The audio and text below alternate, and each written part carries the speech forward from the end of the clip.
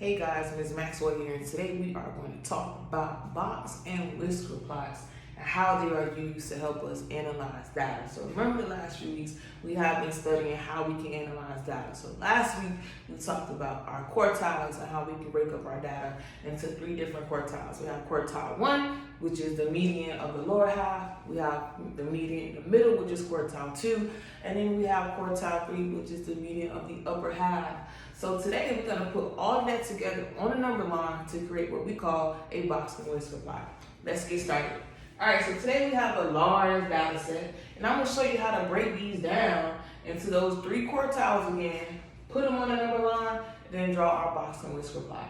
So our data today, we have the number 2, 3, 3, 3, 4, 4, 4, 5, 7, 7, 8, 8, 9, 9, 10, 10, 11, 12, 12, and 14. So in creating a box and whisker plots, our very first step that you want to do is you want to put these bad boys in order. So you want to order them from least to greatest. So order from L to G. You guys know I always say L to G. That is least to greatest. So we're going to order our data sets from least to greatest. I already did that for you. Remember, it may not always be this clear cut, so you may have to order your numbers from least to greatest. The very next step that you want to do, you want to identify 5 different values, and I'll tell you what those values are. So step 2, identify your 5 values. Our first value, we want to find our minimum value, or the smallest number. Then we have Q1, or quartile 1. We have 3, the median of the whole set, which is quartile 2. We have 4th value, which is Q3, or quartile 3. And then we have 5, our maximum value, or the biggest number of the entire set. So we take a look back at our value set, or our number set here. We can start with our very first identifier. So we want to find out what that minimum value is. Our minimum value for this particular set is going to be 2. So 2 is the smallest number on this particular set. Next, we have to find Q1, Q2, Q3, and then our maximum value. So let's go ahead and find our maximum value first, because that's very clear cut here. So the biggest number that we have is 14. All right. Now, what I want to find next is the median of the whole set. Remember, we have to find Q2 before we can find Q1 and Q3 when we're breaking these down into quartiles. So let's see how many numbers we have. So we have 1, 2, 3, 4, 5, 6, 7, 8, 9, 10, 11, 12, 13, 14, 15, 16, 17, 18, 19, 20. We have 20 numbers. We have 20 numbers. So what it looks like is if I do 1, 2, 3, 4, 5, 6, 7, 8, 9 numbers this way, so this is going to be Q1. And then 9 numbers this way. So 1, 2, 3, 4, 5, 6, 7, 8, 9. Going to be Q3 here. And then I'm stuck with these 2 in the middle, 7 and 8. So this is going to be Q2, or median of the full set. Remember, we can't have 2 numbers for a median. So what should we do? That's right. We got to add those together and then divide by 2. So 7 plus 8 gives me 15. 15 divided by 2 is going to give me 15 divided by 2, 7.5. 7.5. So our median of Q2 is going to be 7.5.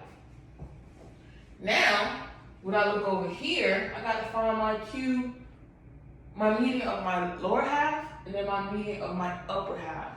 All right, so here we go, Q1. So I got 2, 3, 3, 3, 4, 4, 4, 5, 7.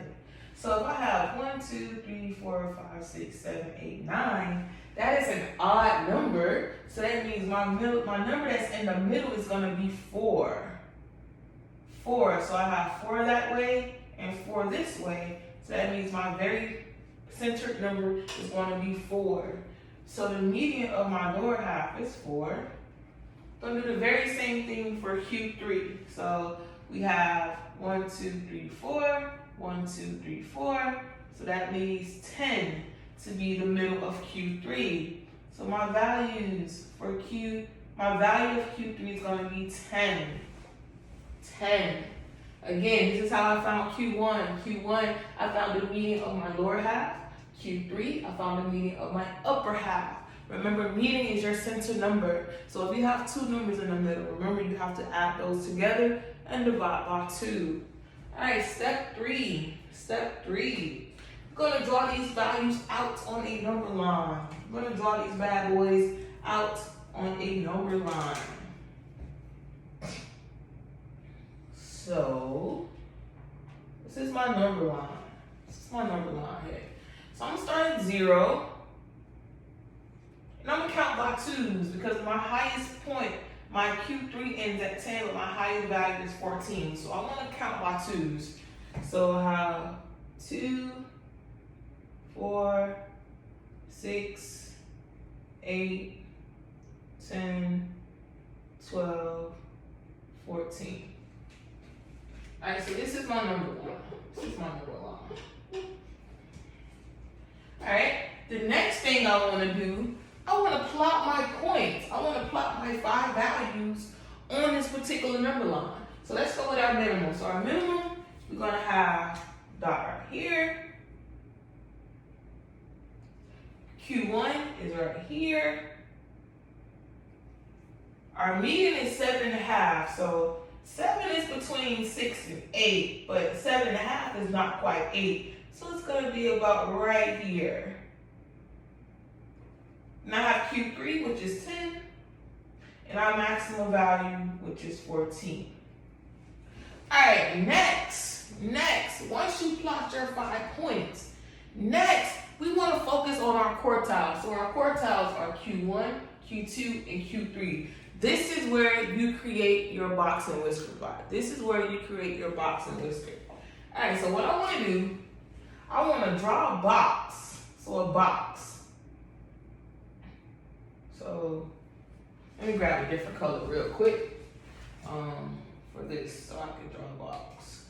Let's go with orange. Go with orange. All right, so I'm going to draw a box. Just a little box here.